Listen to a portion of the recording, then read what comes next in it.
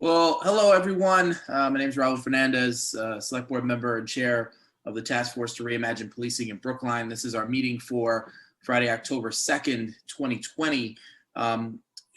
Really excited to just get into the work today. No speechifying or anything like that for this particular meeting. We've got, when last we met, we actually decided on some subcommittees. Today we'll be checking in with those subcommittees. I'm mindful that a couple haven't had an opportunity to meet yet and will actually be meeting this afternoon. But I'm also mindful that some have met and looking forward to hearing how those initial meetings have gone. We also, between last week and this week, had the joint public hearing with the Select Board's Committee on Police Reforms and heard from a number of members of the public. I forget exactly how many, but I've got the entire list here. And we wanted to spend some time today discussing what we heard and what it means for our work.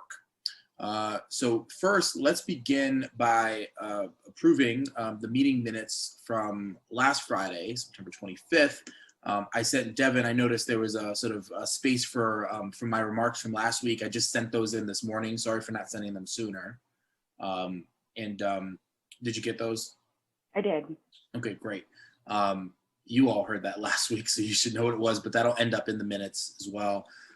Does anybody, of course, we're encouraged to send edits to Devin in advance of the meetings where we'll be voting on the minutes.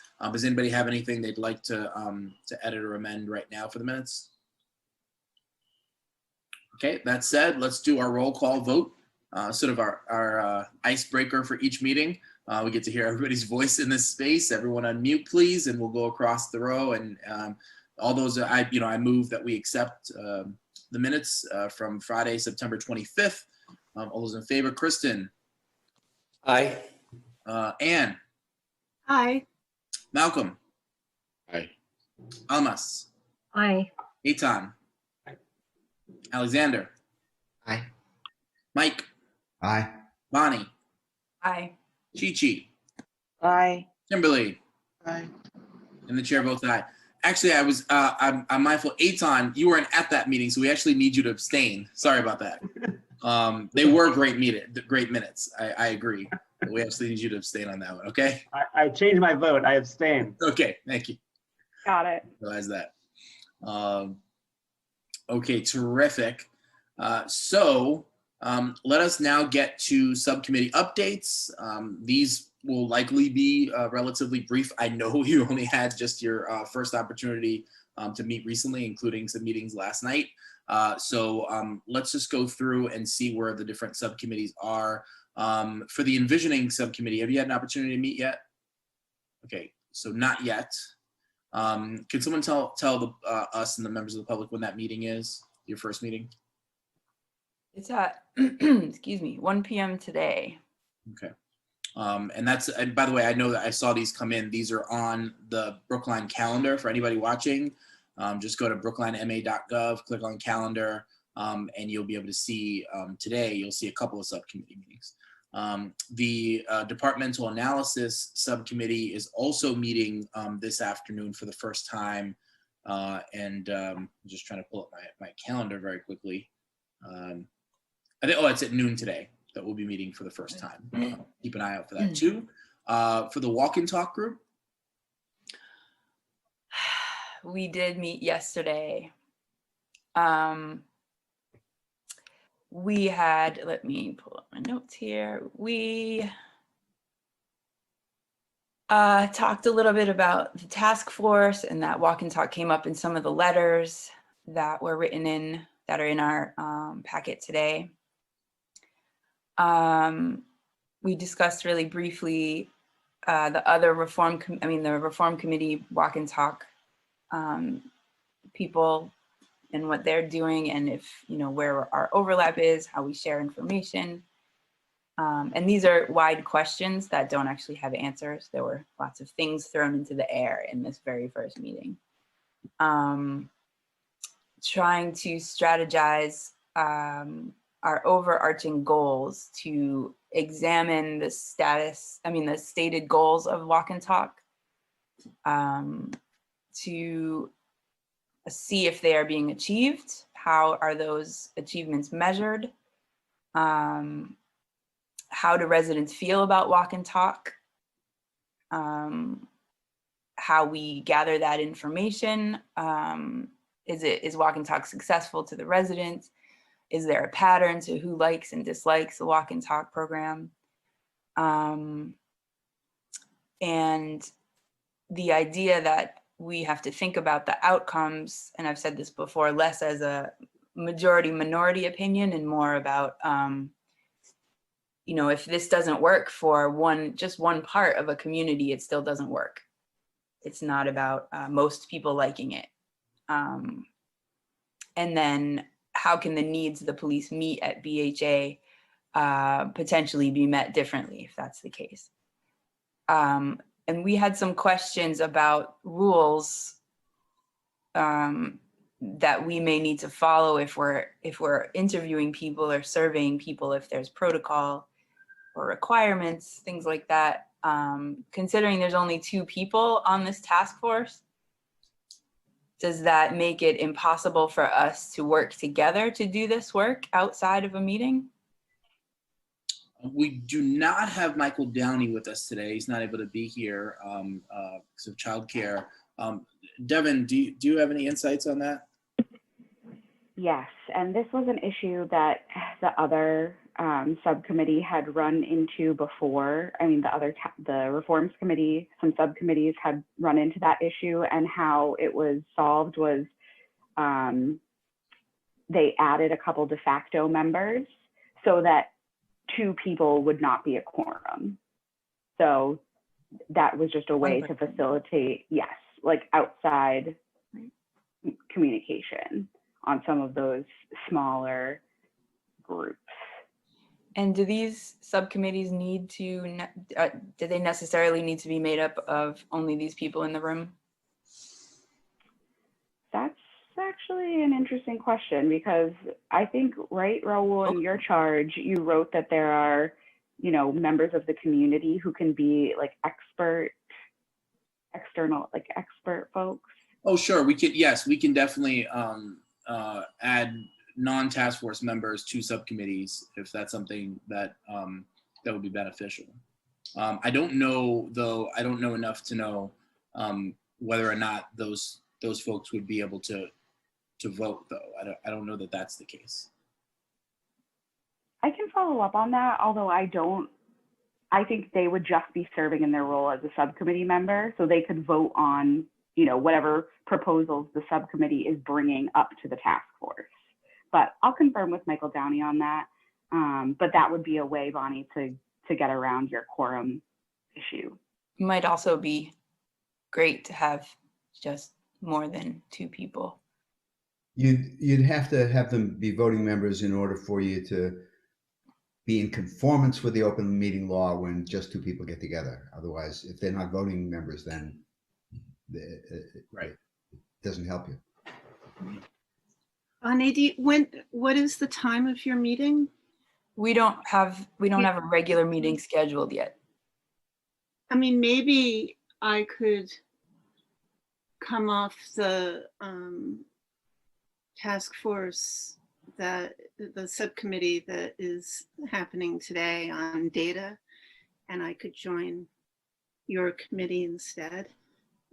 I've been thinking about how much time I have to do a large amount of data analysis over the next month or 2, and I'm actually a little concerned that I might not be as helpful a member in that subcommittee as I'd like to be. And maybe the walk and talk would be something I'm very interested in. And I'm not sure the workload will be lighter, but we take other people. Different, because I have to do a lot of data analysis on my own, so for other stuff. So maybe this would be a better match for me. Do I need to decide now, or how would that work? No. We'll need to know pretty soon, I think. But if that's, I see Malcolm's hand up. Let's bring Malcolm in for a second. Yeah. Yes, it's kind of a question, and just not to throw more work on the two of you, but I didn't know if thinking about walk and talk in commercial areas versus only residential, is that part of reform or reimagining? So in other words, instead of having them only at residential areas, like having walk and talk officers in Coolidge Corner or Washington Square, or Brookline Village, or something along those lines. Like I don't know if that's part of reform or reimagining. You mean to expand what they do so it's not concentrated in only public housing? Yes, and where other where there's also traffic of people. Right. Perhaps business owners who don't live in Brookline but have connection to Brookline. Mhm. And so it doesn't feel as if it's only focused on people who live in certain areas. It could be, a way of building community. It was an idea I had, because I think when I first heard of walk and talk, that's what I thought was going to happen, and then it didn't. But I also don't know, and again, certainly we all have plenty of work. I don't need to add to your work, but I didn't know if that was a reimagining or a reform. That sounds to me, that sounds like it might be a reform. I would back away from expanding any of these things, but I see the solution. I see what you're getting at there. Like, I would, yeah. Can I say something? Yeah, of course. Malcolm, so that was one of my concerns, is that the walk and talk is only in communities where DHA is. They're not in other areas of Brookline. And I would love to know why. Well, I already know why, but I want someone to speak on why. And so I think that would probably, it wouldn't be about reimagining, it's definitely reform, but they don't need to be walking and talking just in Brookline housing. If this is a force this is something that they do, they should be doing it everywhere in Brookline. They should be doing it in Bunny's neighborhood. They should be doing it in Ann's neighborhood, like everywhere, not just here. And then I also, one of the things we also talked about, I don't know if this is important, and I wonder if this is why they do it. Boston Housing Authority has like their own police force. And so I'm wondering, because is that why the police is in Brookline housing all the time? So just some thoughts about it. Thanks. I see some hands up. Almas. I was only going to mention, like, I thought that one of the people had talked on the walk and talk about the being also in the Brookline Teen Center. So I was just going to like put that out there because I thought that's what I heard at the public hearing. But I guess we'll come back to that when we talk about the public hearing. The other question I had, I know we've talked about, Bonnie talked about interviews that she wanted to do, and that was a question that came up in our committee as well. Like, is it like the three of us? So I'm assuming, because we've had some questions about the task force on the community engagement and like how what they're doing as far as interviews, and are we all going to be doing our own interviews? And I don't know if this is a good time to bring that up, but just because we were talking about interviews, I wanted to bring that up as well. We talked about that too, because I think there's going to be that overlap with every committee. Mm-hmm. So our meeting today is super brief. I don't know what we're going to be able to get to because scheduling was bananas. So yeah, I don't need to be the only one talking about this, but the link, we had this conversation yesterday in our meeting about how that aspect of most of these committees is going to also be a part of the community engagement. I don't know the answer to that, but yeah, you're right. Also, one more thing, and I might be quiet, I don't know, but I wonder, we talked about how, and I talked about this on Friday, which is why I didn't agree with the survey. You know, there's a lot of people who think the walk and talk works, right? But it's not the people who live in these communities, and how do we engage with these people in the communities who it really affects when they really don't like trust us? How do we figure out how to build community? I guess that's where the envisioning is going to come in. I should have been a part of that committee too, but I don't. Come on over. Yeah. Gigi. Yeah, so everybody's raising really good questions about getting information and feedback. I'm thinking that a couple of things. First of all, isn't there supposed to be a survey of BHA on the walk and talk from the other committee, the reform committee? So maybe we should communicate with them. I think there's a really great points about how we solicit community information.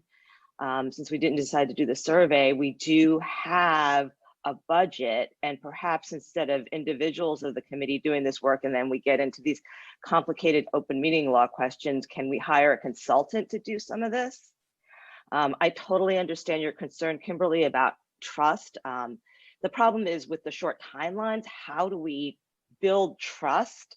The short times and the fact that we're constrained by the open meeting law, how do we go out into BHA and build trust? I don't know how to do that. I don't know if there are consultants that have some sort of expertise with this, but it's worth looking into. And Bonnie, I'm sorry, I can't be to the first meeting of the Envisioning Committee. But something we want to think about. And then, in terms of this, appointing people to committees, if they're just there for name only, I'm happy to be on any subcommittee if I don't have to do any work and show up. I don't know if anybody else feels that way. So.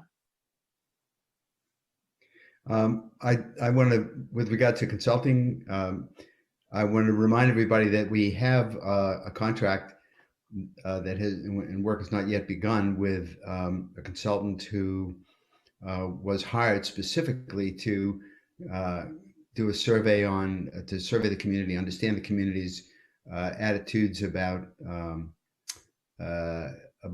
race and equity. And it seems to me like that person's, some of that person's time could be used for what you're talking about. In fact, I would think it would be anyway. So let's not forget about that facility. Yeah, I think key to all of this is going to be timing, and whether or not, whether it be for that consultant, the timing might work out, or if this group decided to engage another consultant, the time that it takes to get that person on task. I don't, and what it takes to get someone contracted and all of the machinations. That's a question we'd want to check in with Mel about next time or soon. Anne, I still see your hand up. Yeah, I just wrote in the chat, I'm happy to switch from the data analysis subcommittee to the walk and talk subcommittee. It sounds to me like you have enough people in the data analysis subcommittee already, and walk and talk is something that I'm very interested in, and I'm perfectly happy to announce that if it's okay with everyone else, I'm happy to make that switch as of this morning, if that works. My camera's off because my internet is unstable, it says, so forgive my blank screen. Okay. Any objections to that? Devin, is this something we need to take a vote on? No. No? Okay. Nope, I'll just take the chat as like a written request for a appointment change. Okay. Sounds good. We're going to move on to other subcommittees. Any other thoughts or questions right now related to the Walk and Talk Unit Subcommittee? I see Kristen.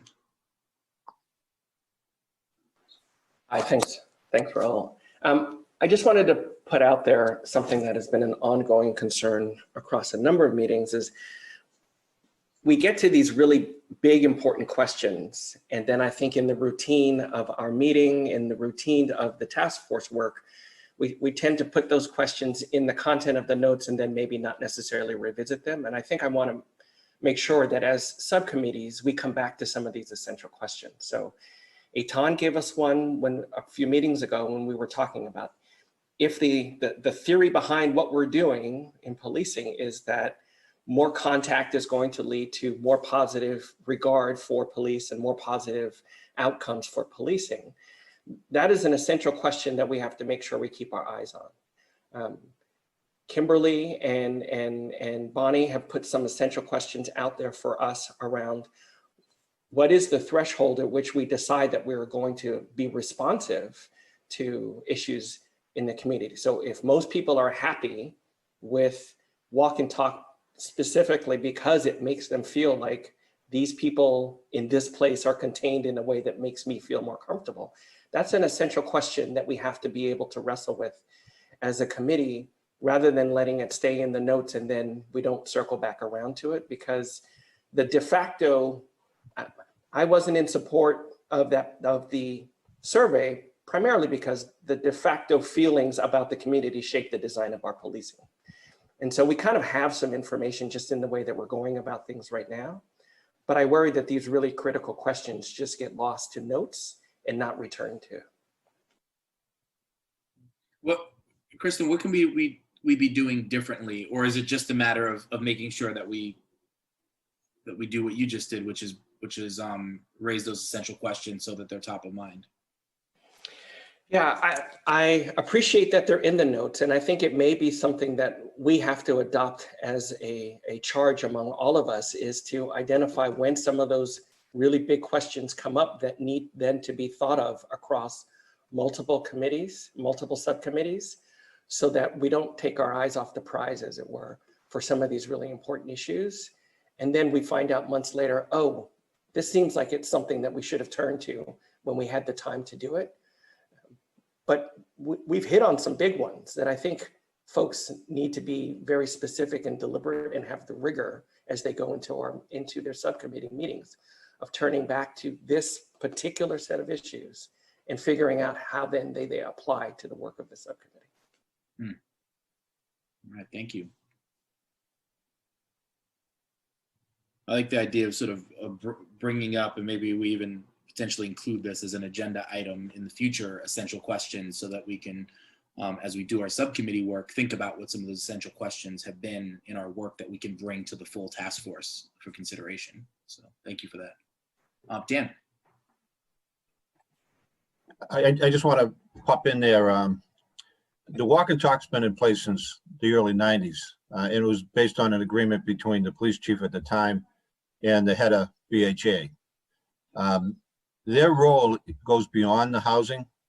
As somebody mentioned earlier, that they have a large presence at the teen center, and they actually go to a lot of places around town where kids are going to gather, like some sporting events at the high school and things like that. They also go into the senior parts of the housing. They have a lot of senior properties, and they spend some time in there as well.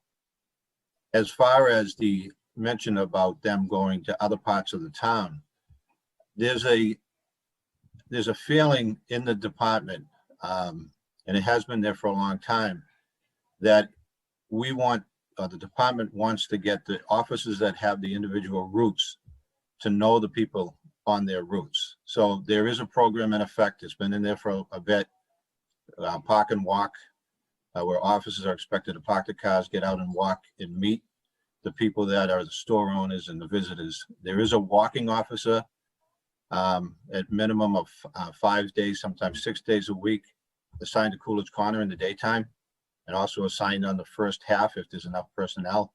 So they're expected to walk around there. And when I left, the way the Washington Square officer worked, that officer was assigned to Washington Square for the traffic post, but then he or she was also expected to leave the Washington Square area and come down into the village and spend some time down there. So that's how it's been designed. Not to say that the walk and talk, well, the feeling is the officers that are constantly in those areas should know the areas and the people in them. So that's why, that's one of the reasons why walk and talk doesn't get assigned to meet people in other areas on a regular basis, because it's expected that the route officers do it. And I think if you have a lot of questions, we have 3 officers assigned to the walk and talk. One of them is a longtime member, Tim Stevenson, who people know from the high school, from here, from his kids being in school. But there's also 2 other officers, And they'd be more than happy to come and meet with the committee or the subcommittee and answer your questions about what it is they do and the roles that they play in the community. So. Yeah, I mean, I'd also, certainly recommend to the subcommittee engaging with Michael Alperin, the new director of the Brookline Housing Authority, and to the extent that he's still available for outreach, Patrick Dober, who just retired from that job, as well as I know the Brookline Teen Center has a new executive director who I've spoken with, but is new to the job. I'd recommend speaking with Paul Epstein, who co-founded the Brookline Teen Center, and may have some insights as well with respect to walk and talk and engagement with the BTC. Kimberly? Just a couple of things. One, when the walk and talk, the teen center, you do know that it's mostly people of color that go to the teen center. It wasn't designed that way, but that's how it is. And the only time that there are white folks really there is when there's a fundraiser. So, and I've had this conversation with Matt Quinney, I had this conversation with Paul Epstein. And as far as the director, I'm not sure why the director back then, I think it was in the 1900s, something like way back, I Googled it when they started the walk and talk. But I did meet with the new director of Boston Housing Authority, Brookline Housing Authority, and we talked about the walk and talk, and he told me his thought, like the reason why, and I also told him my thoughts about the reason why. So maybe we should have another conversation with the new director about what he thinks about why they should be here. And I get it that I don't see them in the areas that you said, Dan O'Leary, and I say this, I don't see them like I see them in Boston, in Brookline Housing Authority. I just don't. And those aren't the only places that they should be. If it's Coolidge Corner or on Washington Street or all the places you said, they should be everywhere, because Brookline is a whole community. So if they're here to protect or build community in Brookline, they should be in every area of Brookline. Okay. So I certainly, I hope others will follow closely the work of the Walk and Talk unit. As I mentioned, all of these subcommittee meetings are posted on the Brookline website. Also, for anyone interested, you can also sign up for alerts from the task force. And you can do that when you go to the calendar on the Brookline MA website. What you'll see at the top is the opportunity to sign up for alerts. And if you sign up for alerts from the entire task force, you'll also get all of the meeting alerts from the individual subcommittees. So for anybody watching that wants to follow along with our work, please keep that in mind. I'll take Anne, and then I've got to move on to discuss some of the other subcommittee work. Anne? This is off topic slightly, but related to subcommittees. I wanted to see some of the minutes of subcommittees last night from the Police Reform Committee, just before we had our own subcommittee meeting for the first time. I wanted to see how detailed their minutes were and stuff. And apparently it looks like you need to have permission to look at the minutes from subcommittee meetings. And I just want to find out how to navigate that so that maybe at least people on this task force don't need to do that. Is there a reason that the minutes are, you have to? This is Devin. So the minutes are available on the town website when they are sent to me. I just upload them as they're provided by the subcommittee members. So for example, I just got a bunch of minutes from all of the online education subcommittee, and I'll be uploading those today. But as always, I will, if you folks are looking for something specifically and a subcommittee has not sent me their minutes yet, I'm happy to send them to you informally offline before they go up on the website. But because there's no staff person working on the subcommittees, the minutes kind of come when they come. And, everybody's trying to be good about that, but I know you all are volunteers and have a lot on your plate. That's also the same for the Reform Committee members. Thank you. I didn't see any minutes uploaded for any subcommittee. Is that something? You mean from our body or? No. Police Reform. We were there as of yesterday. When I looked, at any rate, none of our subcommittees had met yet. And I was just curious to get a sense of how descriptive the minutes were from the other committee, the reform committee, and also to see what they were working on specifically as it related to our issues. And when I went to the town meeting site, I did not see any minutes from any subcommittee. So, and then I saw something in the bottom saying you need to ask to see them. And so I was just confused. So that's a good question, Anne. I'm going to be uploading minutes. It's a little difficult in the way that our system works, but for example, like your minutes will always show up next to your agendas and your packets because we use a very specific system to upload all your documentation, whereas the subcommittees don't use that formal program. It's called OnBase. So what I'm going to do is I'm just going to upload all of the minutes on the reform committee page, and then also on the task force page when those minutes come in. Great, thanks, Devin. Also, great time to note, if you have not checked out our page for the task force on the brooklinema.gov website, you can now find all of the meeting videos from all of our previous meetings. Thank you to Devin for doing that. I'll include a link to all panelists and attendees in the chat. But if folks at home just want to go ahead and look at under boards, committees, and commissions, you can find the task force to reimagine policing in Brookline. And then if you click on that on the left-hand side navigation, you'll see all of the videos to all of our previous meetings. It's called meeting videos. You can also see agenda, meeting materials, and minutes. And it conveniently links you to the Committee on Policing Reforms if you'd like to follow their work as well. So thank you, Devin, for setting all that up. Appreciate you. So I do have one question about right now. I think folks can expect that they'll be able to watch the videos later of the full task force meetings, but the individual subcommittee meetings, I believe people need to tune in directly to see that work. Is that correct? Sorry, Earl, say that again.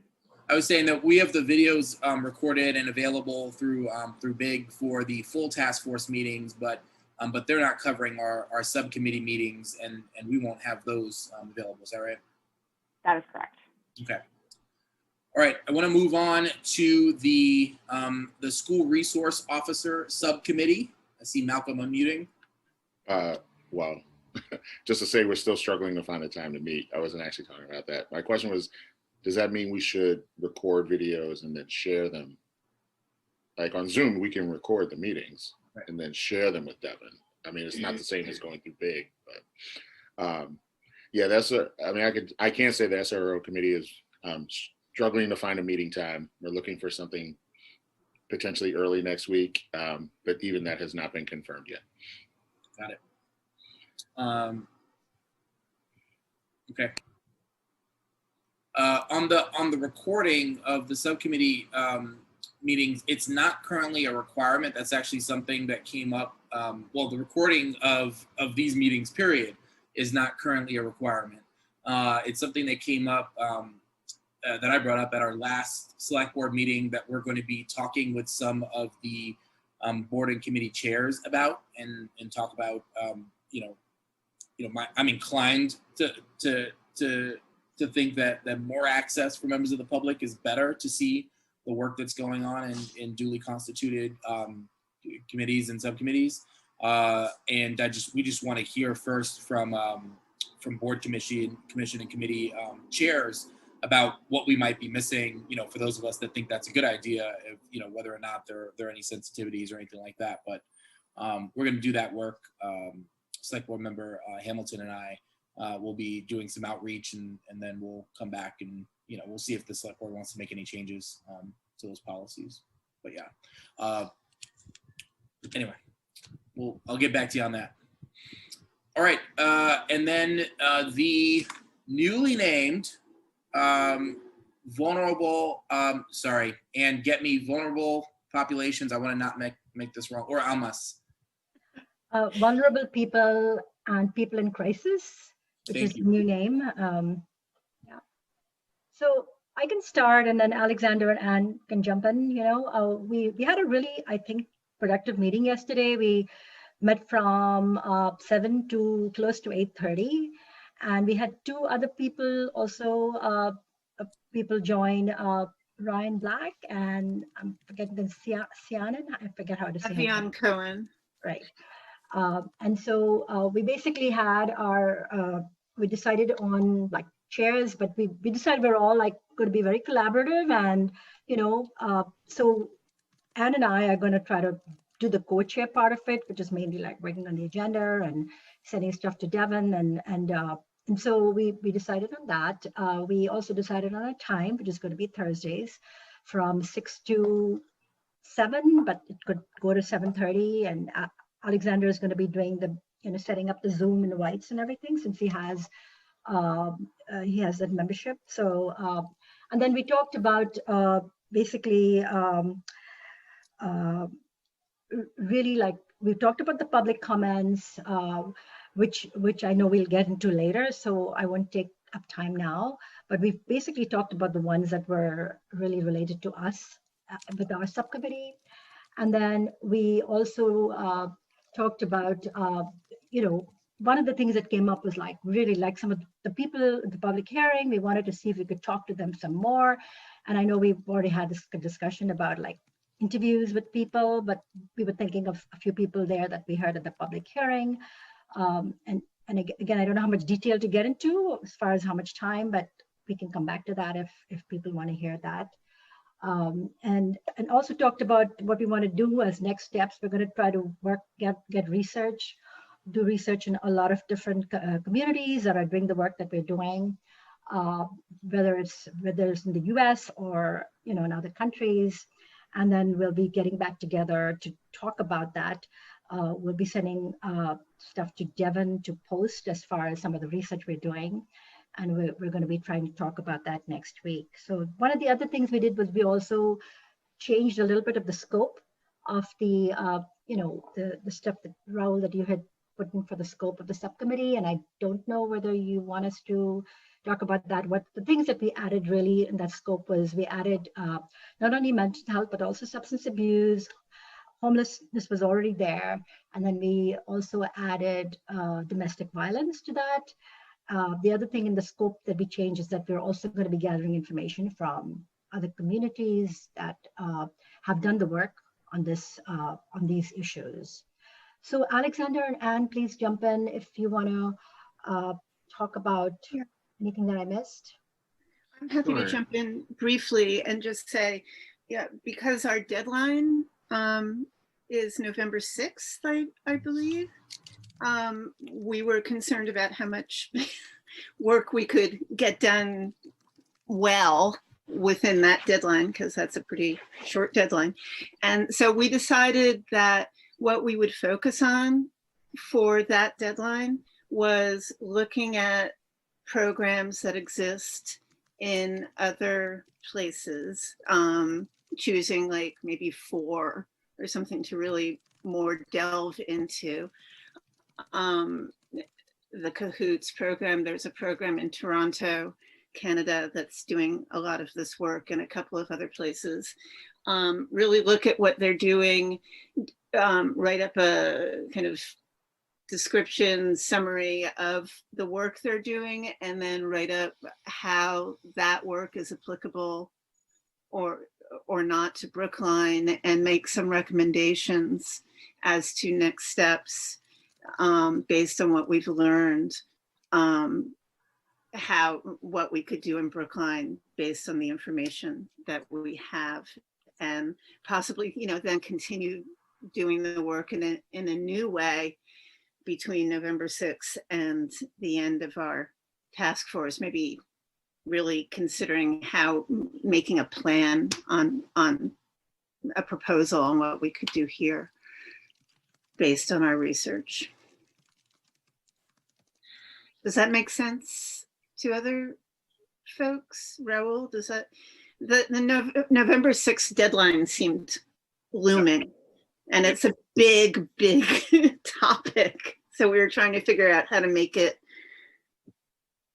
Well, I appreciate the approach, and this is one area where there aren't, although with adding domestic violence, there are resources in the police department dedicated specifically toward that area, and in other areas that may or may not be. But I appreciate the approach, which is to say, let's use this as an opportunity to explore how other communities have addressed these issues in different ways.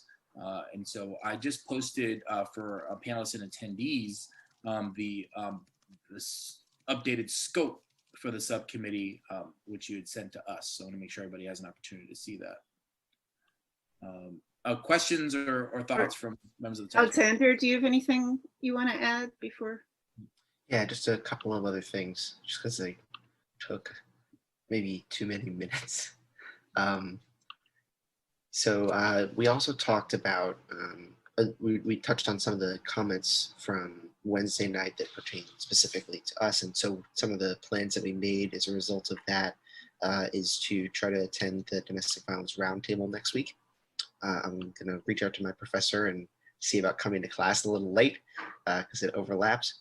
And we talked about the possibility of going to listen in to arraignments, which is another great suggestion that was made that I frankly think would be useful for everybody on the task force to give a try because arraignments are public and a lot of courts are allowing you to just kind of call in over the phone or on Zoom.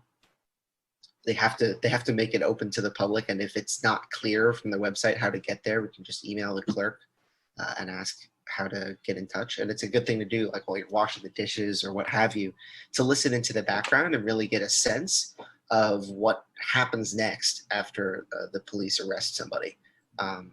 It's particularly important for our subcommittee in terms of, I think a lot of people maybe don't have a clear picture of exactly what happens to vulnerable people when they're arrested. I think some folks have the erroneous impression that they're treated like human beings. And so that's something that we're going to dig into. We discussed the role of social workers. We had a public comment period. And we did have the question about how to handle experts and speakers of, like, we would love to have somebody come and talk with us from the domestic violence subcommittee, things of that nature, maybe do some more interviews, but we don't want to deny the opportunity to everybody else in the task force to hear from those folks. Otherwise, I think Amos and Ann covered it very well. Great. One other question about the arraignments. I don't know, Chief O'Leary, if you know what court we would hook into to hear arraignments specifically for Brookline. That would be useful. Alexander knows a lot about the Boston system, but in terms of being able to listen in on arraignments for people who've been arrested in Brookline, that would be most helpful for us. Yeah, that would be at the Brookline court. They do the arraignments there. It's usually done in the morning, but that depends on the probation officer taking his or her reports from the person that's placed under arrest. But it would be in the Brookline court. Most times it's the day after they're arrested. So how do we, is there a link, or how, Alexander seems to know everything about how to link it to the Boston ones really well, but how would we do that in Brookline? Is it on the police website, or how does that work? Chief O'Leary, I can look into that and I can distribute the right. information just to the full task force. I can probably put it in the chat in a few minutes if I can find it fast. Thanks, Alexander.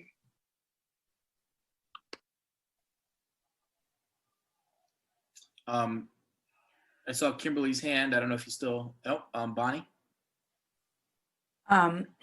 This isn't directly at any of the subcommittees, but I think something to keep in the air is right-sizing these subcommittees to something to be able to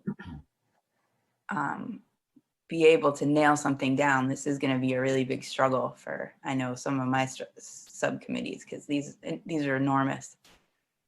And it's worrisome to think that we might get overwhelmed and not be able to pull something off, not be able to actually nail anything down. So thinking about what is possible and what is not possible is something that is super important and worrisome to me because we don't want to end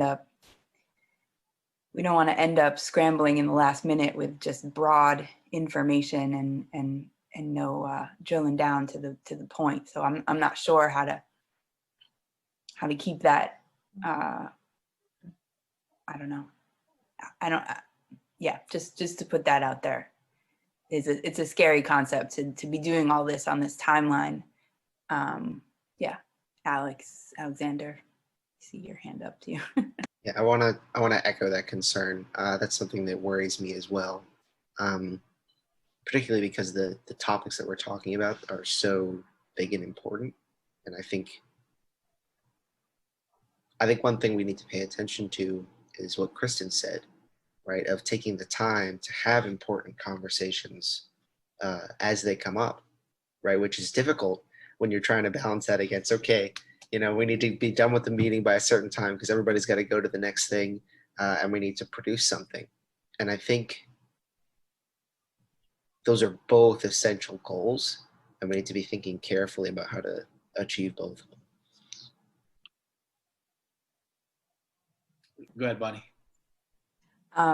Also, we have the potential to cause harm if we're not careful, dropping into communities to engage and then pulling right back out when the task force is done and not continuing those relationships that we're building. You can't build trust with anyone who thinks that you're just gonna bounce after your work is done. So that's an enormous concern that I think will come up with our community engagement stuff. Because doing harm is the opposite of what we want to do here. So these are really, really big issues we're working with, and it's going to be really hard to do it well. Well, keep us informed with, for all the subcommittees, keep us all informed with whether or not you feel you need more time than's been laid out, and if you feel like you need more resources or people. I do want to talk more, and maybe Devin and I can talk offline a little bit more about what it means to have people who aren't part of the task force be part of the subcommittee, and whether or not we can sort of fill out some of the subcommittees with other folks and exactly what the regulations are around that. So we can talk about that. Almas.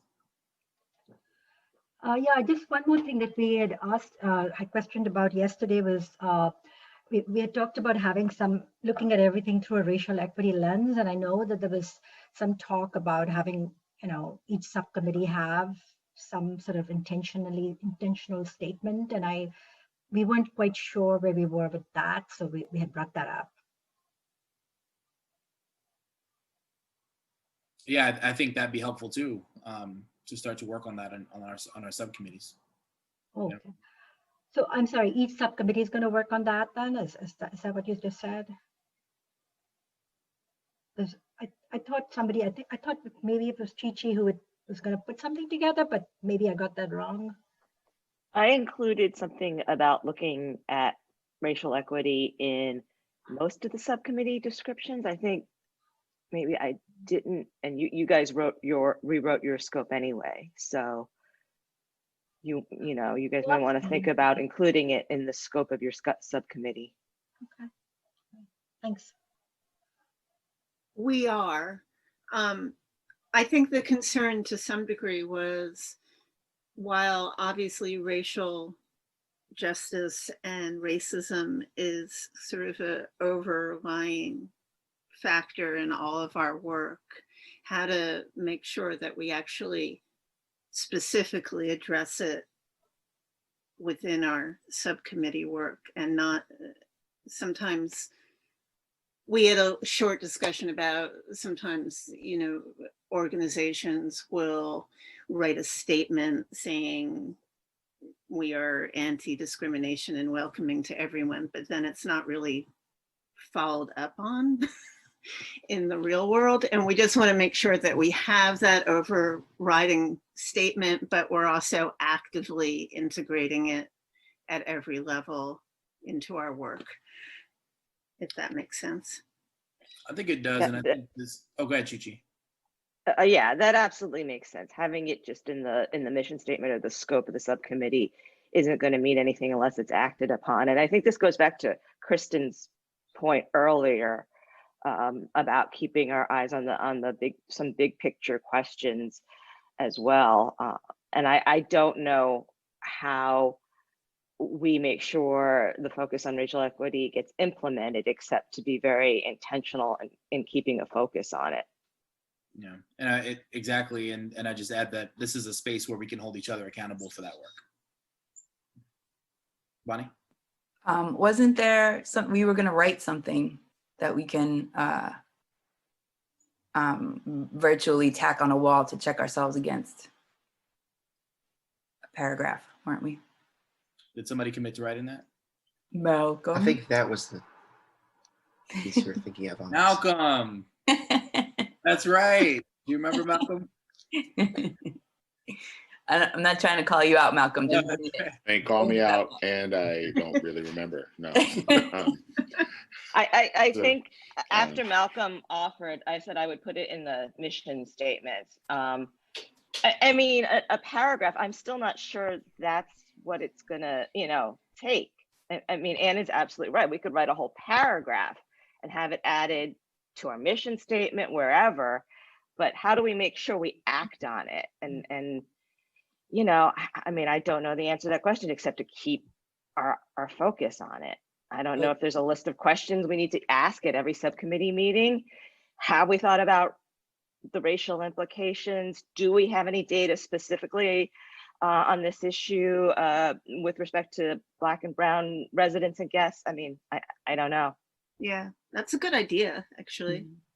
Yeah, I think like questions like, who does this benefit? Who is missing from the analysis of this program or whatever, when we're thinking about it, who designed it, like just the series of questions that we all just check ourselves against to keep us all in alignment or something.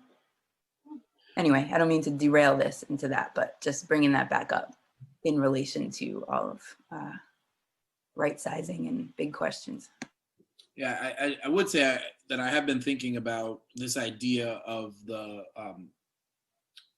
framing of our analysis, and Bonnie raised, I think, just 2 or 3 important questions when looking at any program is, who created this program? Who was involved in this program? Who was it designed to benefit? Does it currently benefit those people it was designed to benefit? And whether or not those people were from communities of color, does it currently benefit them right now? What are the drawbacks? All those things. And I don't know if we need to, at some point come up with a list of those questions, or those questions will come up in our subcommittee work. But it seems in our analysis, those are all things that need to be addressed. Let's keep talking. Almas? Yeah, just quickly, that the GARE, Government Allies for Racial Equity, has that really good equity lens that you all are just talking about, which, as you're determining on policies that you want to make, like looking at all of these things is exactly what you all talked about. Have you, talked to, communities of color? Have you done this? So like, it's a checklist for like, if we're working on policies that we want to implement, have you looked? So I think that would be a good place to start, and just take some pieces out of that GARE tool, which I think other people in Brookline have used it. In fact, Brookline has used it for, if you go into that, then I think the town of Brookline has used that tool for many of the things that they're implementing for. So I just wanted to put that out there. Thank you. Kristen? Yeah, I agree with Almas. And I think the answer is on your shirt, Raul. Your shirt says, I think policy is my love language, right? I think that ultimately, if we are able to structure the work that we are doing as subcommittees, we should be encountering policy in the town.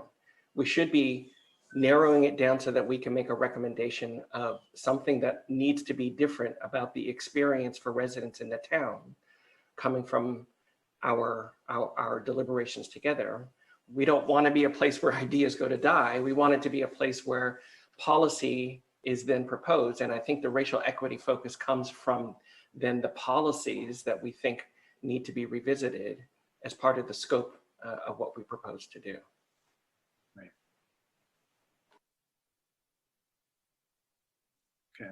Does anyone feel like we need to codify this right now? Should we, I know the subcommittees, some literally haven't had their first meeting, others just had their first meeting. Or is this, you know, something that we should start doing the work and then return to? How do you feel about that?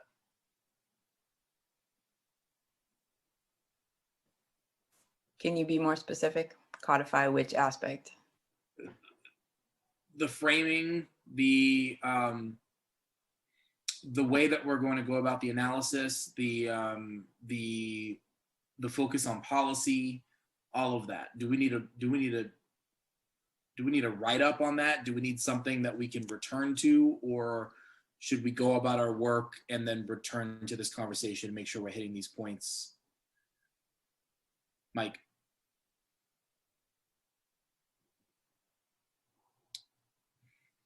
I think the charge that we have is adequate to keeping our focus, and really it's a matter of us referring back to that and making sure that we stay with it. To sort of layer something on doesn't seem to me to be necessary. If I could, maybe that's what this larger meeting is on Friday. Maybe we all come together and with the reports, we make sure that we ask these questions in this moment as people report on their discoveries or their movement towards a goal. It would be all of our responsibility here now to hear that and compare it, to check that group, to make sure that we are asking those questions. I don't know. But that would require writing up those questions. All right. Let's get to it. I'll keep track of all this, and I'll keep that broader, along with, I see Kristen, I see Bonnie, I see others. Keep this, even as we do our individual work in our subcommittees, keep this larger focus here and make sure that we use this as a space for accountability to make sure we're meeting that charge and all the elements that were discussed today. I do want to move us forward to a discussion related to the public hearing that happened this Wednesday. Let me make sure I'm right. That's next on the agenda. Yes. And just, you know, I'm mindful, you know, the chair and I got to speak, a couple members of the subcommittee on policing reform got to speak, but we didn't hear from any members of the task force there. That was by design.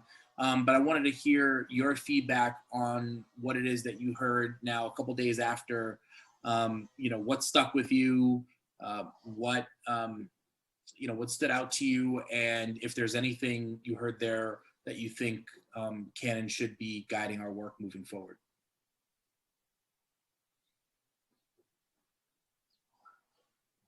Kimberly? I think that what I heard just goes back to why I didn't want to do the survey, because those people who spoke were people who had this, I was like the way they talked about Brookline police is, that's not the true story for everyone. So when I heard all of that, it just reiterates to me, like, yeah, we can't do the survey. However, when I heard all these young kids talking, that gave me hope for a better Brookline, because a lot of those young children see. So that was hopeful. Thank you. Chi-Chi. First, before I begin on my impression, Kimberly, can I just ask, were you talking about the speakers at the earlier part who had signed up in advance? So one thing about a survey is there would be a randomness in selecting who would be asked. And that's actually one of the things that appealed to me about the survey, because I was concerned that feedback in the form we saw it Wednesday night, we would get a lot of pre-organized feedback like that. Whereas if you randomly survey residents, you know, then you get a better picture of what people really think in terms of the range of opinions. So that being said, you know, when I saw the materials in advance and saw who had signed up and the written statements, I realized that, there were folks in the police department that had organized some folks they worked with to make statements in support of the police, which is fair enough. That's how, civic process goes. Each side should organize their folks. What really struck me is how after that first group of people spoke, so many of the subsequent speakers, especially the younger folks, as Kimberly mentioned, all of them were like, I didn't plan to speak, but I feel compelled to speak after hearing the first part of the hearing, and here are my concerns, here's my experience, and especially the speakers of color talking about their personal experiences was really moving. I mean, the one individual talked about how he was afraid to go home that night because there was a Black male suspect. I mean, can you imagine that? Not being able to go home to your own home because you'd been mistaken for a suspect. I thought that was really moving. I understand that we weren't supposed to speak, so I didn't share I haven't had any personal experiences, but as I mentioned in my very first meeting, Officer Pilot was a really good personal friend of ours. And what happened to him was just shocking. I mean, to be called the N-word by a colleague, can you imagine what the person who said that treats Black and brown residents and guests? So I just wanted to add that too. But I really, the younger folks and the folks who spoke later, I really compelling, since they weren't even planning to. No one had organized them. They just showed up. Okay. Thank you, Chi-Chi. Eitan. Yeah, hey everyone. So I want to echo the beginning of what Chi-Chi said. I had a longstanding commitment that I couldn't make last week's meeting, but I had worked with Raul to try to set up the survey. And not to relitigate, but I would say I was really bummed about this group not moving forward on that survey. Particularly, it was going to oversample. Every single resident of BHA was going to get a letter saying, please tell us about your experiences, write them down. And we've had a record of all that. And we've had a record of people who don't show up to meetings. And when I saw the written public comments from Wednesday, go look at every single written public comment. Anyone from town meeting who's going to look at those public comments are going to see just uniform disagreement with the goals of this committee. That's what's reflected in the public record now. And we don't have the survey with all of that material that was going to be in our hands so soon, with comparisons to similar communities, with oversampling of every single neighborhood that is affected by policing. And so I was really bummed out after the result of last week's meeting. And then when I saw the public comments, honestly, I find it devastating for our goals here. And I think that's what's going to continue to come up in any time we have open commentary. And it's true, of course, in every single aspect of town governance. In my other work in the community, I'm really focused on housing. Anytime there's a housing proposal to come up, you'll have 100 public comments. They're all against the building. This is what happens when you have public comments. And if we just do interviews on our own by subcommittee, leaves all this questions. What was the methodology? Who didn't you ask? And if we have public comments and we have no survey, this is what we're going to be left with what the public's view is of policing. So, I don't mean to complain, but I think we made a big mistake last week, and I think what happened Wednesday night, particularly in the written public comments, which I think is going to be the main thing that if anyone from town meeting or leadership of the town is going to look at the results of it, they're going to read through those 10 letters. That's what they're going to see. That's what they're going to see as the public response. And so I don't mean to be negative, and I totally respect the views of other folks who disagree with that, but that's the place I'm in right now.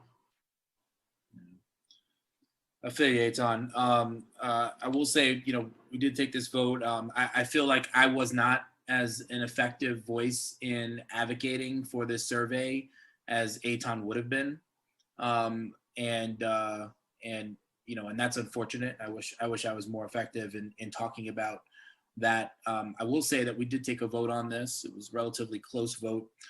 If we did decide we wanted to, if folks are compelled and decide that they've maybe changed their mind and would like to move forward with this, it would take someone who voted in the majority to not move forward with the survey to call to revisit that vote. So just something to keep in mind. Can I just follow up real quick with one thing? Yeah. I just want to say, like, when we get to, if we had a survey like that, it's not just about getting the average views, and it's not just about getting the average views, say, of BHS residents. It's about getting that paragraph that 100 people are going to write, which says, tell us about your experiences. And those become a balancing to the public comments that people are going to see, because we can list those. We could write, here are the 100 paragraphs that people wrote about their experiences with the police. And they didn't have to attend a 3-hour public meeting to send them in. We sent them a letter and we asked them to send that. And so it's I mean, I won't call it anecdotes, but it's those survey responses in detail, not just an average score that creates the meaning of a survey like this. Anyway, I don't want to revisit it if Raul, you don't want to revisit it, but I just wanted to say to follow up on that point. It's not the statistics. It's also all those open-ended responses that are in there. No, I think that's perfectly fine. I think you've got a right to weigh in on that. Let's hear from some others here. Almas. So just adding on to what was just said, I was just really struck about like the miscommunications that seems to be out there as far as like what these task forces are doing. I mean, it's like, we're going to be taking away everything. If we're going to take away this, you're going to take away that. And it just felt like, where do these rumors come from and how does it get proliferated? I mean, it was just interesting to see that the first half was all about like, we're safe, don't take it away. And, again, it was just amazing about these sort of, again, miscommunication that's out there. So that's what struck me. And then of course, like the ones that I thought were related to our subcommittee, it was interesting to hear, the domestic violence stuff, that it's like a crime, please don't take it away. We've worked on 30 years, which I think we all, I think yesterday we did agree with that, and to see what we wanted to do and look at that. And then I think those were the main things, that struck me. I mean, the whole thing about mental health, there were a couple of people that spoke that we really needed to do more on that, where the system is failing, police are taking over, and what do we want to do for Brookline as far as strengthening those community supports. And the other thing that struck me was like the social worker that spoke. I mean, she it was really, she really spoke well, but somebody else spoke about the fact that, we perhaps need to look at more minorities, persons of color, social workers, and that we have, one white social worker, but perhaps people in the community wouldn't always relate to her. So that was the other thing that I think struck me. Thanks. Thank you. I've got Mike. Yeah, I think we have to pay very close attention to those comments that were about, the fear of Boston and you have to understand that there's a significant slice of the population in Brookline that feels that way. And we have to, one of the tasks that we're going to have in getting town meeting and and town government in general to implement the kinds of changes that we may very well come up with. One of the tasks we're going to have is to convince people that those changes won't put them at some kind of additional risk. There's an irrationality in a lot of those. There was one comment that to me was just so outrageous. There was a guy who talked about his concern about rising anti-Semitism, and then he said something about how some of the, it's true that there've been incidents, but they haven't been in Brookline, and some of them have been blown out of proportion. And I thought to myself, how do you blow getting shot out of proportion? if you're an African American and somebody's put a bullet in you because you look suspicious or you're running away unarmed, out of proportion, that's just a crazy term.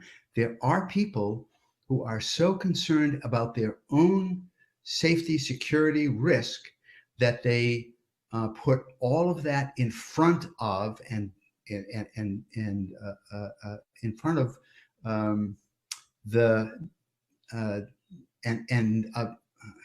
front of the wrong term. They use it as a fence to block off their view of what's going on around them for other people.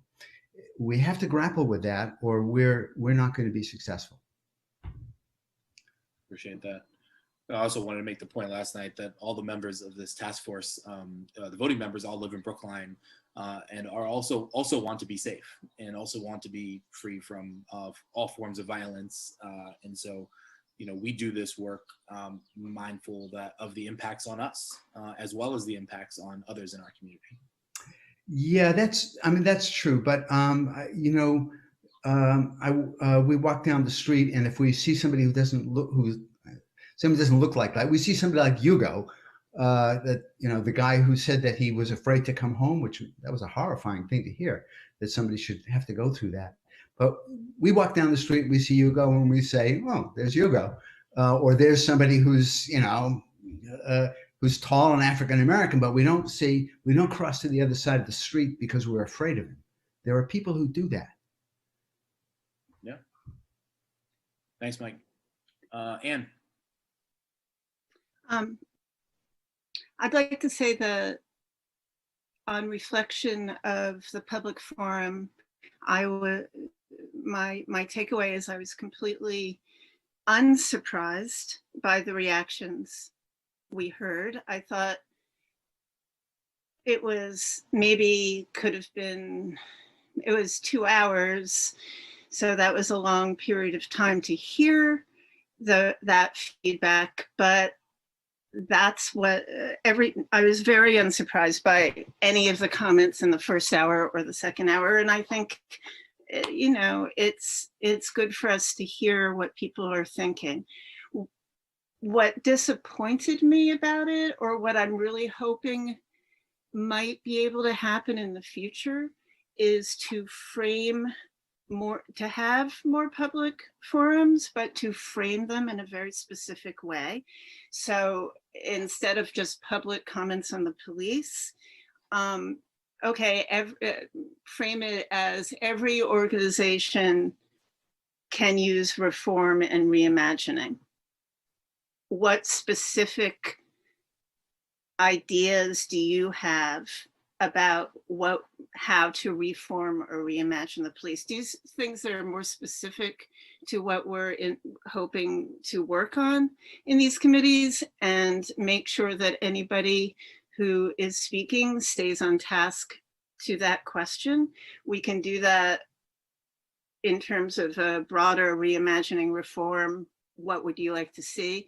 We could also make it more specific to particular needs aspects, people in crisis, for example. But to frame it in a way, it felt too open-ended to me.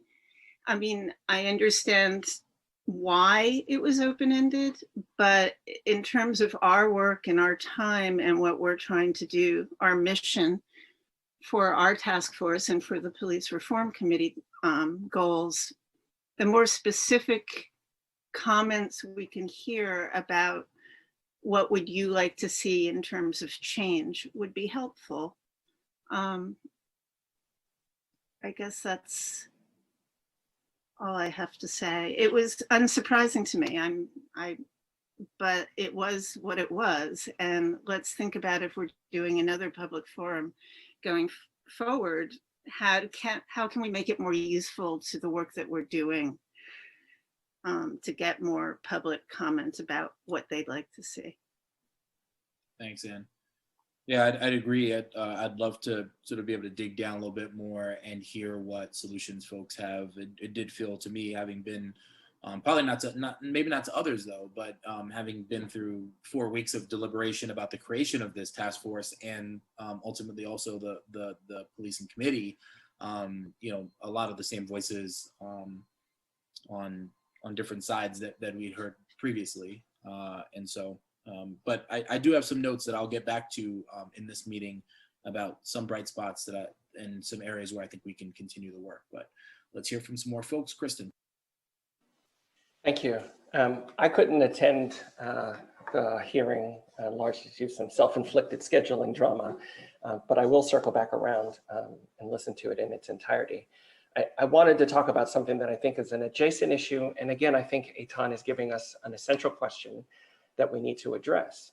If we go back as a task force here, the reason that I voted and the reason that I shared about not voting to move forward with the survey was not because I didn't believe that we needed data, not because we didn't think that we had the potential to get some data from this if we could get people to complete it, but largely there was not a compelling case that was made that with 3% of the town being Black or African American, that we would actually get the results that would help us get that data entered as you've described, Eitan. And in discussing that, it was not clear that oversampling was going to get us that particular outcome. Methodologically, understood it, but that the backdrop of there being surveys coming from the Reform Committee, the backdrop of whether or not people would take the survey seriously as a clear expression of our intent to do public good with it, that we're still open questions. But I don't want it to be the perception that somehow we thought it wasn't a good idea to get data or to use data. And so I think it's going to be particularly important then. We already know that both ends of the spectrum exist. There are people who feel, as in the public comment, about their perspective on policing. And there are plenty of people who feel, as we're willing to speak in response. Those ideas are out there. I think the question then is going to be, how are we going to be able to use those ideas that we know are out there to inform our work? And still not convinced that a survey in the mail was going to be a way to get people of color in the town to feel serious about our initiatives. Thanks, Kristen. Got Bonnie next. Yes. On top of everything that Kristen just said, we are, and I'm going to use the word defending because I can't quite, can't find another word in this moment. We're defending such a small percentage of our population that we are always going to be overwhelmed. And just as Kristen just said, this is not about not getting information, but there have been many, many, many documented accounts in this town about the police, about racism, right in front of the decision makers, like a line of people in person telling their very personal traumatic stories directly to the faces of the select board, you know, for years and years and years. They're all documented. We could pull those all up, write a transcript of those and carry on. But my point in saying that, like, these things, they've been in person, they've been in writing.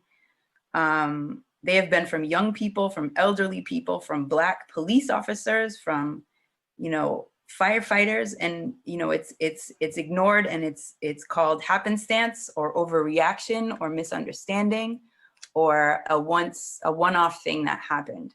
So my ability to believe in the power of someone saying I've had a bad experience is minimal, because it just, across the country, it doesn't even have impact.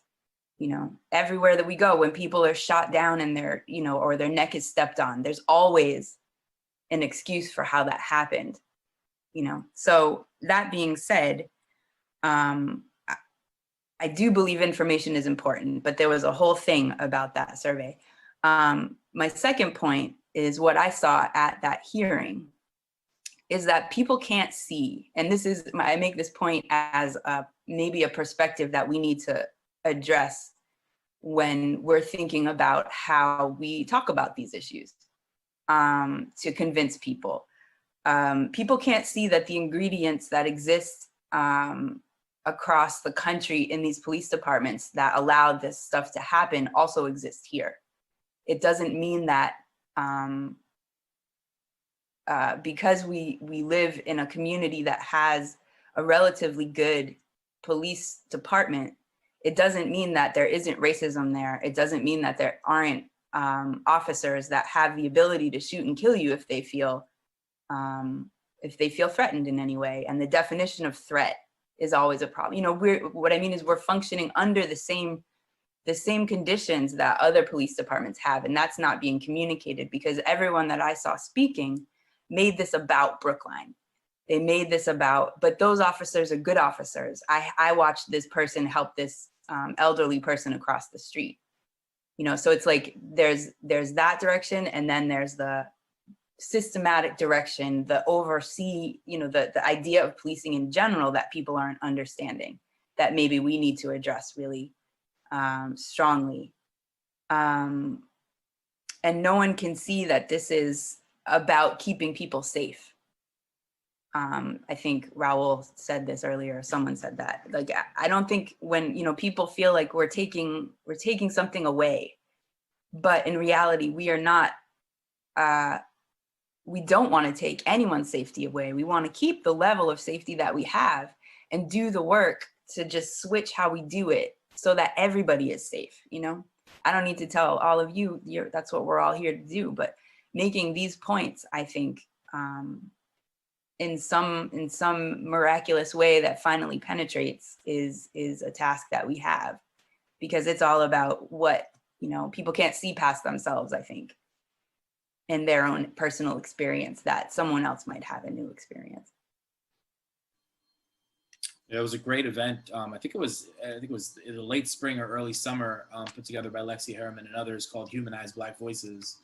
I know Bonnie was there too. Phenomenal event. You know, I am mindful that, yeah, like for some of these stories break through. For others, they're just simply not in places to hear them, or may not be willing. They may not even change their minds. But I do think it's important for us to hear these stories and to amplify them. I know you do too. Chi-Chi. First of all, completely agree with that. My thought, both in reacting to the first part of that hearing and also and to what Mike said, is I'm not sure I'm not sure we can change all hearts and minds. I mean, there are folks that will have that mentality, that they're under siege somehow. And, you know, we live in a country where I'm still shocked that 40% of the people, and the majority of white people, support an open racist for president. So, and to think that there are no racists in Brookline, I mean, that's just not realistic. The point I raised my hand to ask is what I put in the chat box, and to address Eitan's point about the public record, which is we have all these written statements that have one perspective, and then we have some oral statements in the public hearing, some very compelling ones that represent a different perspective. And I don't want to see a situation where, because people don't want to watch the video of a 2-hour hearing, the only thing they're going to see is the written statements. And so I'm wondering if there's some way that someone can take that hearing and summarize all of the oral statements so that we have a public written record that there were different viewpoints and some very compelling stories. I see Mike, but Devin, will we have minutes from that hearing that summarize those statements? I didn't plan to write minutes, but if the task force and the committee think that's appropriate, then we can do that. Something, you know, that is important to know about how we do meeting minutes is really what we're trying to do is capture votes and the essence of a discussion. What Chi-Chi is saying sounds like she wants really specific accounts, like the exact stories. So if both groups feel like that's appropriate, then I can work on that. Devin, I hate to put that burden on you because it involves going through that hearing again and doing a summary of each story. do we have an intern or some other student resources that could do that? Can I just chime in here for a second? Because there is a mechanism. Zoom we have a recording, and Zoom has a transcription, sort of a closed captioning capability. So yeah, somebody does have to go through the recording, but it's not a matter of sitting there and typing it all down and going, verbatim. It can be digitally created pretty accurately, because this is not true in this particular instance, because I did not record this locally on Zoom. We rely on Big for the recordings. Okay. So that is what would have to happen. And again, I appreciate that, Chi-Chi. I'm happy to do it. So if that is the will of the task force, then that's what we'll do. All right, that's too bad. I'm sorry. I do think that's a good idea. I also don't think that we need it within the next week or so. For the moment, we can go back. I'll be busy. And Devin, I'm willing to work with you on that, and maybe even see if we could get some sort of support, because I know you're incredibly busy. Thanks. No, I do all of my minutes in Google Docs. So if you wanted to, it would be just great to have a second set of eyes. I know everyone's super busy, and reviewing minutes can be very painful. So it would just be great to have somebody else being like, oh, I think we should also include this. But again, I'm happy to do it. It's not a problem at all. I'd be happy to help from wearing my editor hat. Perfect. Thanks, Anne. I'll just speak up and say I'm not going to have Devin do it. So we'll hire a transcriptionist or whatever it takes. If maybe you know any of those people, that's not something I want her to spend time on. Right, but still, to make it into a readable document, I'm happy to help when the transcript is done. Right. And thanks, Mel, for that. I appreciate that. I think there are better uses of Devin's time too. Thanks.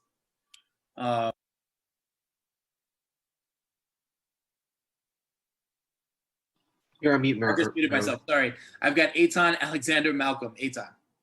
Yeah, so I wanted to just appreciate Kristen's comments about kind of what the goals here are, and where we are. There's a spectrum of preferences here.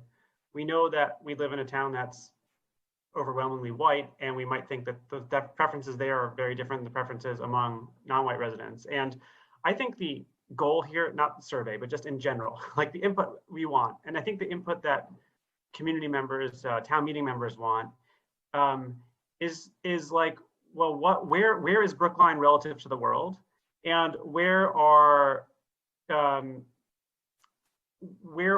community members coming from different places? So I don't want to know necessarily what the average position is of Brookline residents, but what I really do want to know is, say, of African Americans living in Brookline, what is their experience? That's what I want to know.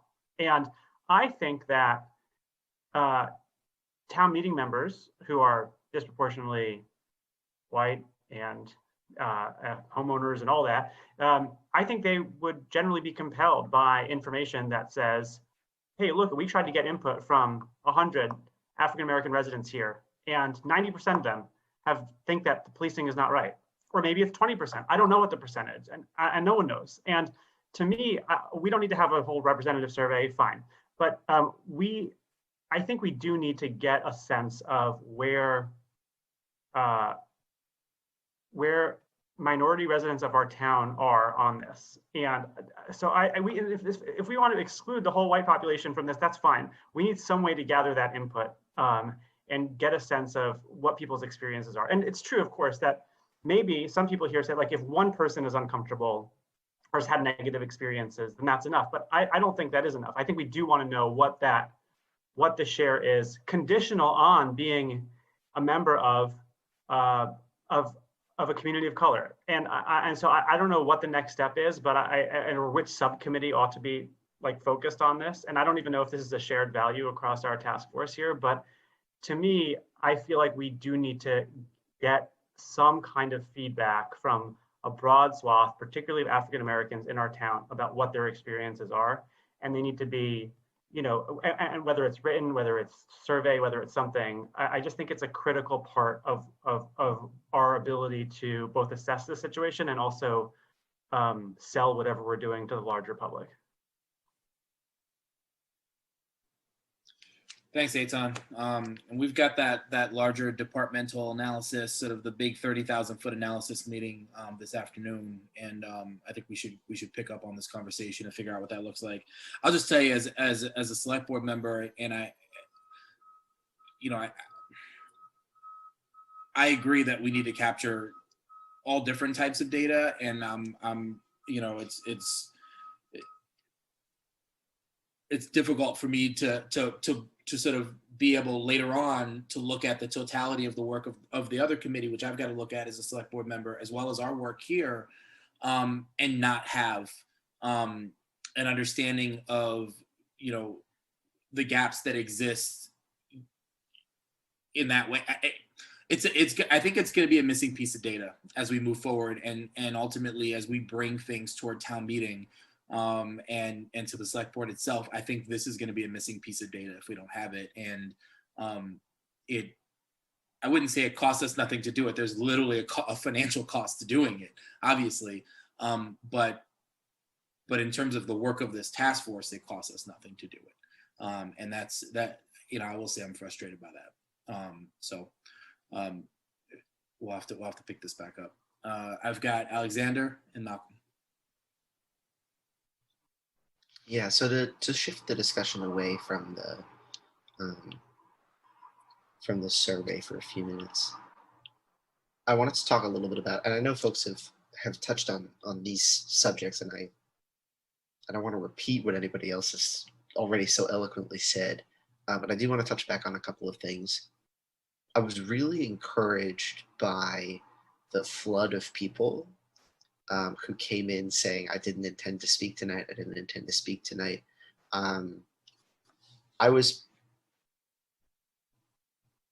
What we want most of all out of these public hearings is to hear the experiences of people of color.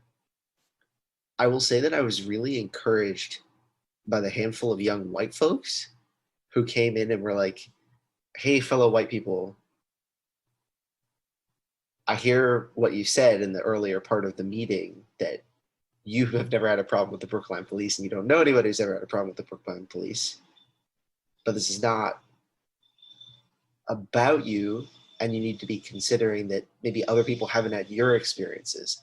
I thought the compassion from them that we saw and the way that they were putting forth that idea and attempting to persuade other folks was really encouraging.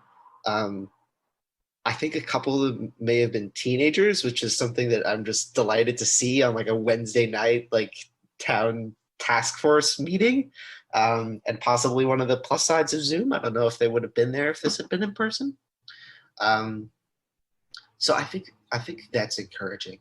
And I hope that those folks continue the work of persuasion. I believe it's a lot of the work of attempting to convert racists falls on anti-racist white people. I think there's a lot of folks who are just not prepared to listen to the tons of talking and work and persuasion that people of color have put in. And I think it's so important that white folks do that work. And I was really encouraged to see at least a little of it on Wednesday night. I was perturbed by some of what was shared in the beginning in the same way that other folks have shared. We heard the line, you know, that we all knew we were going to hear about being surrounded by Boston. I have one line I wrote down verbatim: why are we trying to punish our honest and brave local officers for the crimes of someone else 1,000 miles away? I was also interested by the, I think other people have spoken to that better than I can, but I was also interested by the implication. A lot of folks were talking about, why are you doing this here? We should be focusing on local impact, and there is no local impact, which we know is not true. But I feel like, and a lot of the folks who were speaking at the beginning seem to be saying you're being influenced by national news primarily, and then talking about proposals that we haven't made, and focusing on defunding in a way that I think so far this committee frankly has not. And so I was interested by the implication that there were folks coming forwards and saying, you're coming at this too much from a national perspective, who seemed very much to be coming from a national news perspective. And I was also interested by I agree, I'm not sure, I forget who pointed this out. I think, it may have been, it was Chi-Chi, that it was pretty clear that the folks at the beginning, at least, have been mobilized, right, to speak on behalf of the police.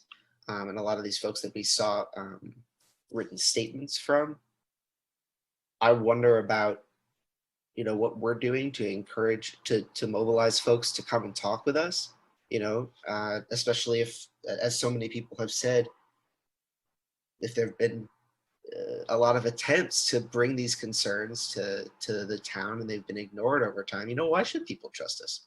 Why should people take the effort to go and tell these very vulnerable stories in public to a bunch of us?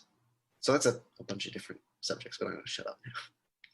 You don't need to. I appreciate your comments, Alexander. Thank you. And yeah, I think this is why I've been trying to hit home over and over again, including last night. Please watch us work. I think there were some comments last night that were a reaction to what people are seeing on CNN or maybe Fox News, but not a reaction to our work. And so I continue to encourage people to, now we have them all in one easy to find place on our task force website. So please go back, start from the beginning, watch us work and see exactly what it is that we are talking about. And then please comment on that work. We'd really appreciate it. Malcolm. I really appreciate Alexander's comments. I think I'm sort of grappling with that too. I think for a different reason. I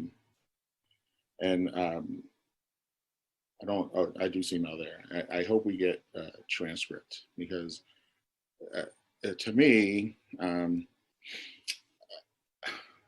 as the meeting went, I think I did not feel a shock or surprise as some others have said. And similar as a high school teacher, it was good to see young faces bubble up and say things. And I think as Mike is alluding to, it's important for our work to be reminded that there are people who have a fear of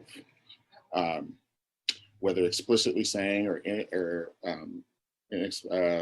implicitly saying of Black and brown people coming into Brookline to cause harm and criminal activity. I think what really sort of, and I think we should take all that in and use it for our work. I think what really struck me was something that I'm not sure if it was regulatory. If not, it's fine. But in practice, if we're listening for community members to speak, I really had a hard time with people from the Reform Committee speaking, including one woman who took more time than any other speaker. And we allowed her to dominate space. And it was an incredibly pure example of white privilege, in my opinion. As she spoke, as she denounced the only Asian woman of color in her story, and went on for approximately 6 to 8 minutes. That wasn't even our job that night. And she infused herself into the conversation. And some of you heard, listen, I got stories with Brookline police from when I was 11 years old. I could take up this entire 2-hour meeting between the stuff I have personally experienced and had to counsel my students through. But that wasn't our job that night. And then I was actually upset, and I'm interested for the transcript because this is just more memory than actual knowledge. I only remember the chair of that committee asking for written responses within the first 30 minutes, as opposed to some of those really compelling stories towards the end from people of color. And so you know, I'm really struggling in terms of like, I think what Alexander is bringing up and like, you know, this idea of messaging and organizing, and what I don't really feel is our work. But you know, listen, my parents grew up in the projects, and while as a big man, I haven't had to be in many fights, they also said, boy, don't you ever let anybody hit on you and not fight back. And, you know, it's hard after that meeting to think there isn't something pushing out messaging and asking people to do stuff. There was another person in the queue at the end of the night from that committee who tried to get on and was putting stuff in the chat and challenging things like, and so I think my lasting point is if we're going to do things with them, coming back to the structure of the meeting, then it has to be structured and everybody's got to follow it.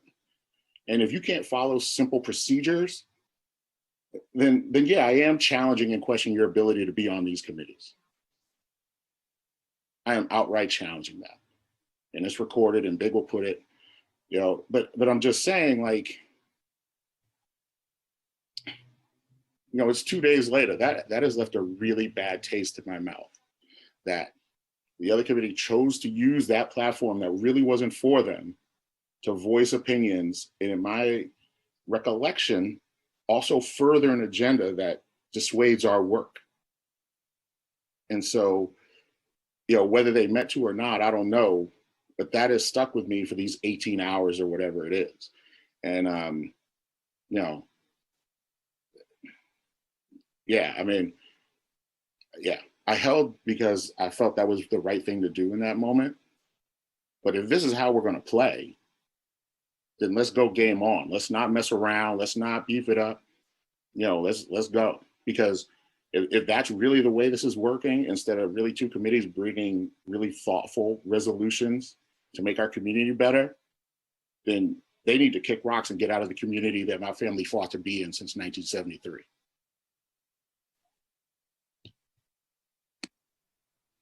Thank you, Malcolm. Appreciate that. You know, I'll also just say briefly, there was a notion expressed that that someone or people were rejected from participating in this task force. And what I'll say is that there were 10 people that were selected to participate in this task force. We got about 100 applications. And you know, from what I've seen so far, I'm really proud of the group that we have assembled here.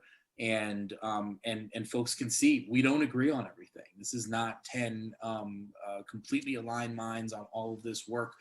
We agree that we want to tackle these issues, and we agree that we want to provide, you know, alternative models of public safety. But how we go about that, you know, this is a group that is engaging in thoughtful exercise about what the right way to move forward is, and we'll disagree in some cases. But the larger point I wanted to make is that that I'm proud of the group that we have selected for this task.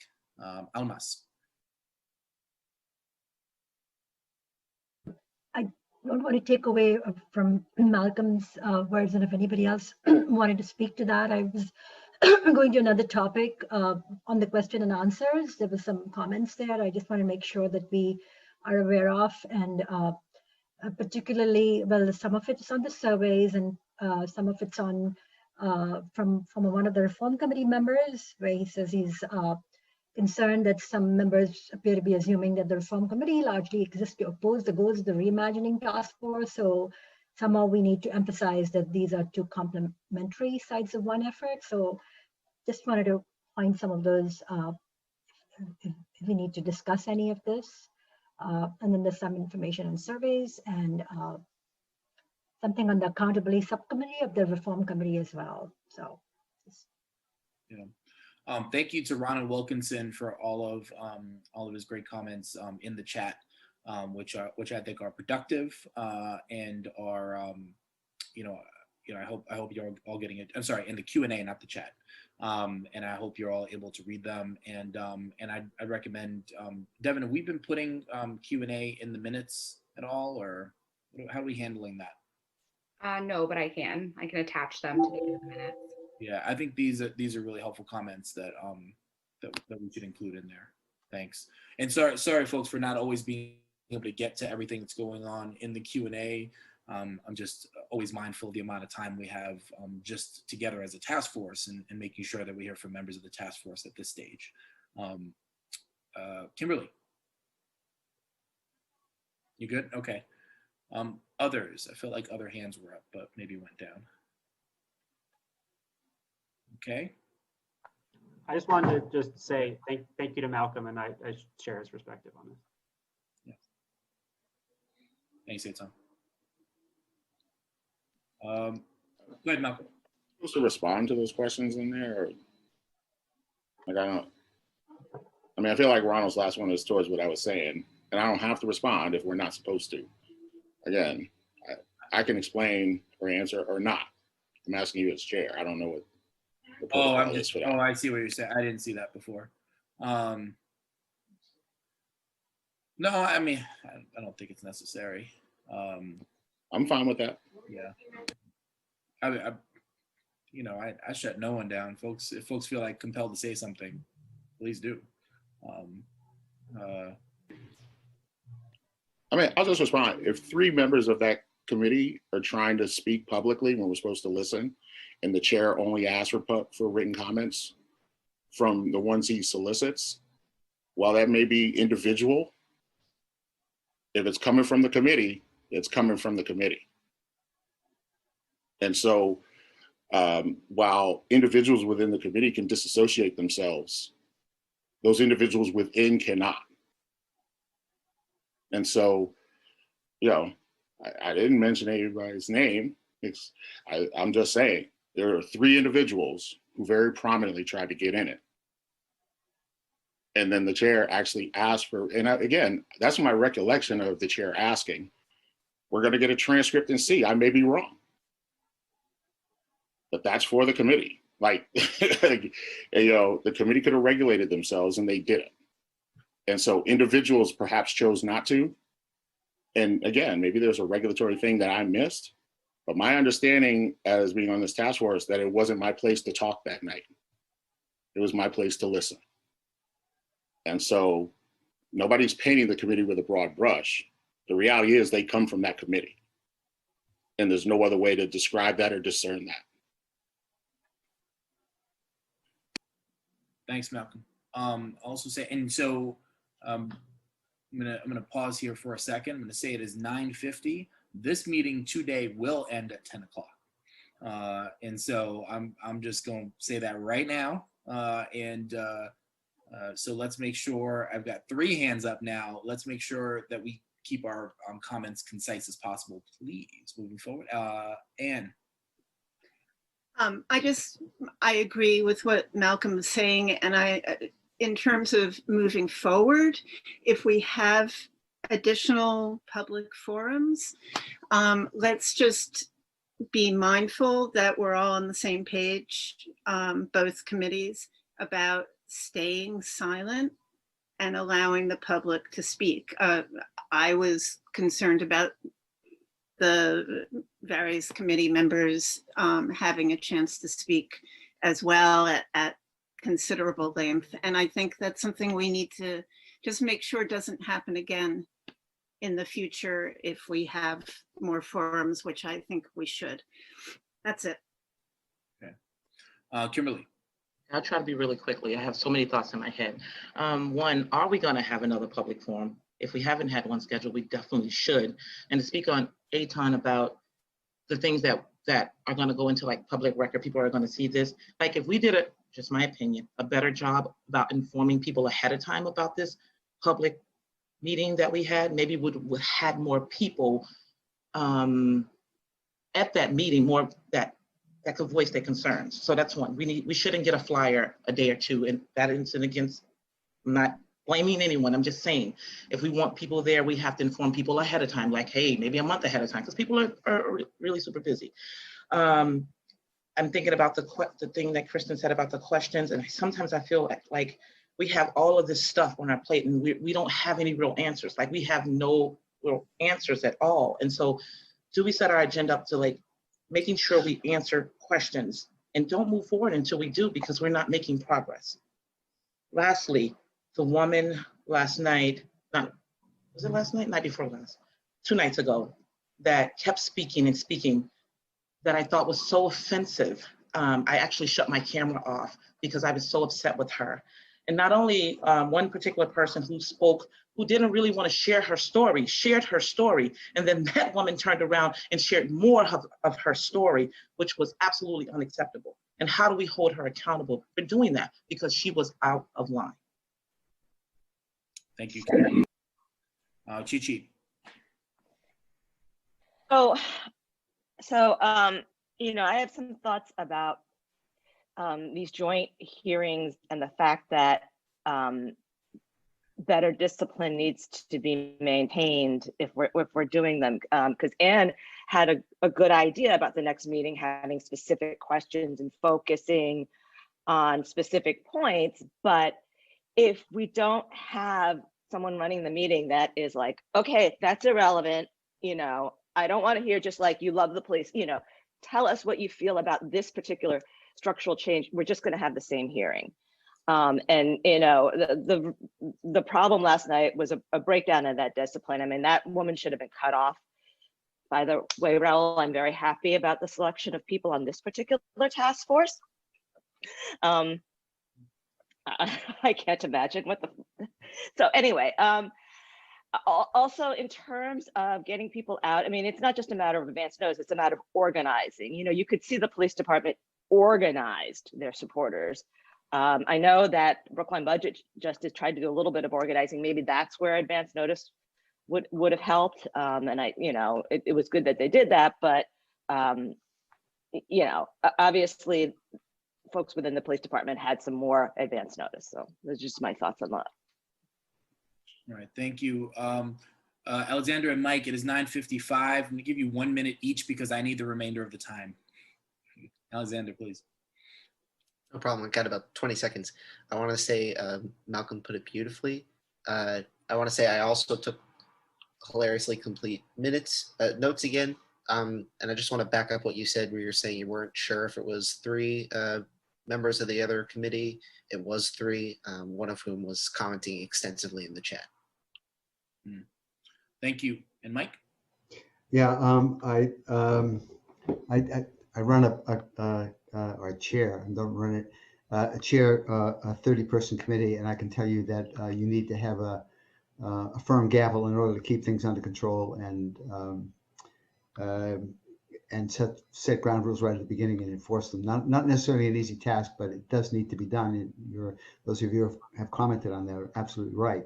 And if we're going to have another forum, we should have that, make sure that happens.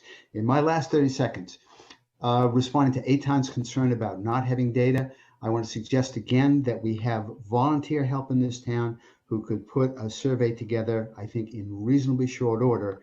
And honestly, I think one of the problems that some of us saw with the survey of the students is it was a student survey. And it's not, I'm sorry, that's just not true. That was designed by one of the leading researchers in America on survey research. Brian Schaffner is the national leader of the biggest survey in all of political science. The fact that he encouraged 8 students of color to help him does not mean it was a student survey. And it's a little bit insulting to say that, honestly. I apologize. But I still want to make the point that there is the capability of designing that right here in town, and we could get something that would be useful. Okay, I want to just say a few things on the way out.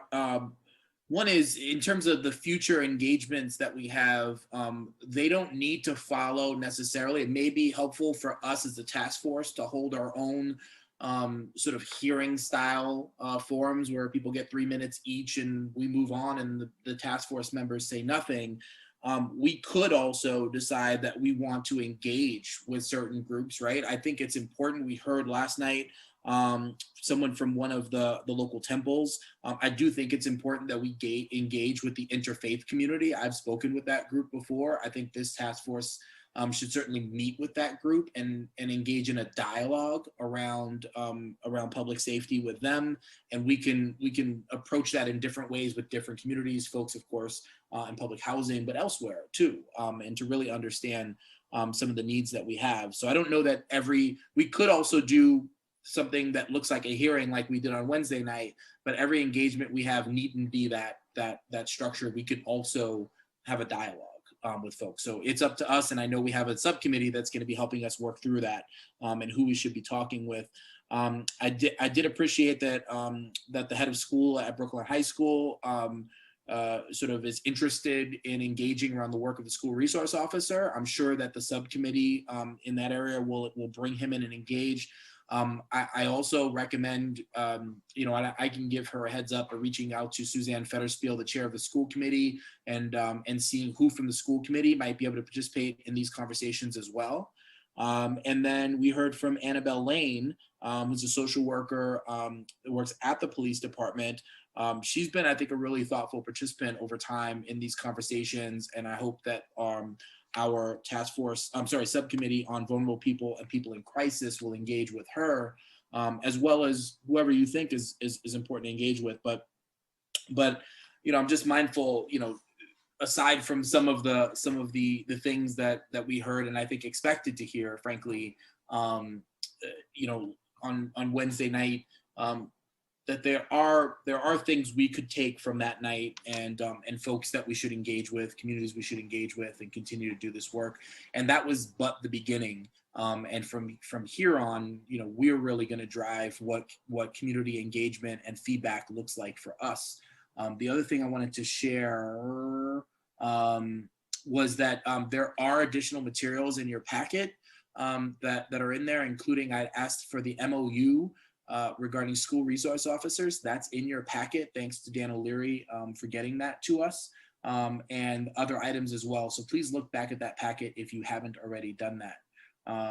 And I think, Devin, am I missing anything else?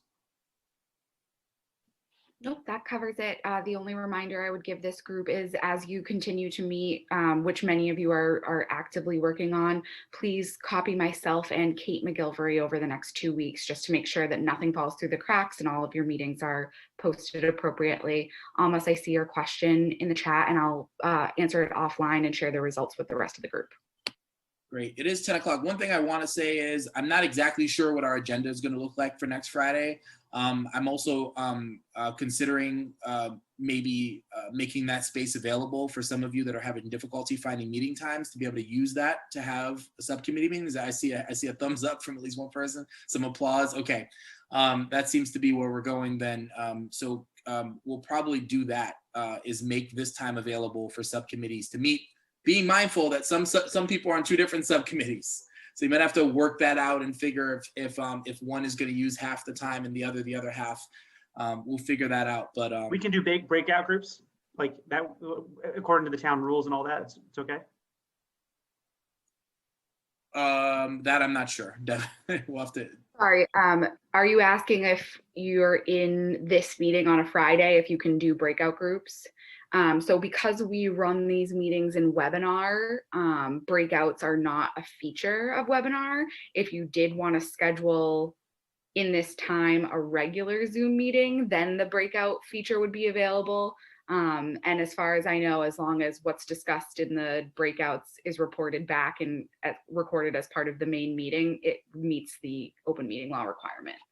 But that would need to change the, you know, setup of this meeting. So I would just need to know in advance.